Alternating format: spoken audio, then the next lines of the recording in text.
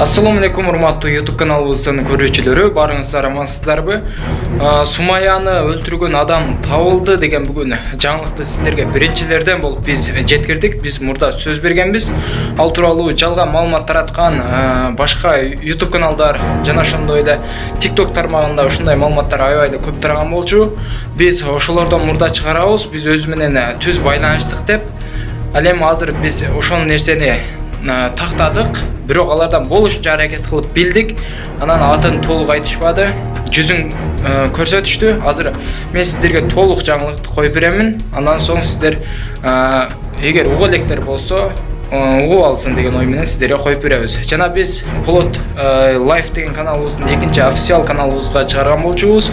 Уккандар болсо, албетте сиздерге ыраазычылык билдиремин.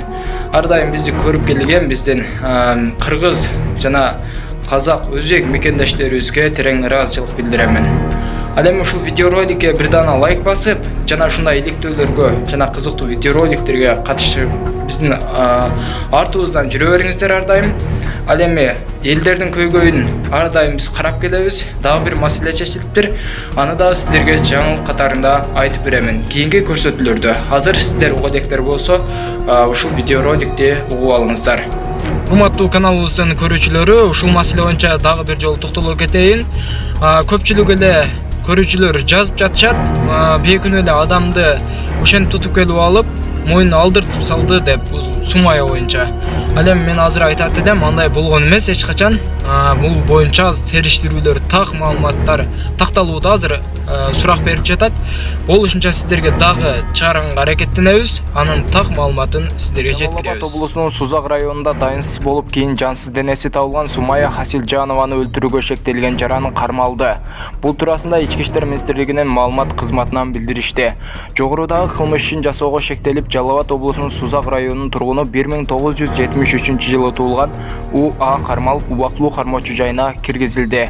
Шектүү Жалал Абад ОИБтин жана Сузак ХРИПтин криминалдык милиция кызматынын ыкчам кызматкерлеринин жүргүзгөн иштеринин натыйжасында табылган. Сурак учурунда шектүү күнөөсүн толугу менен мойнуна алып, Сумаяны мектепке бара жатканда азгырып үйүнө ээрчитип кеткендигин айткан.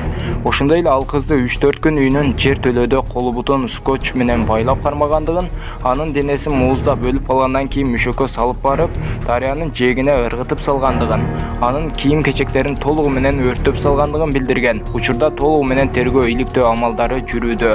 Аталган кылмышка шектүү 1973-жылы туулган УА Сузак районундагы айылдардын биринде жашап жүргөн. 10 жыл мурда үй бүлөсү кетип калгандыгы жана ал үйүндө жалгыз жашап жүргөндүгү такталды деп жазылат маалыматта.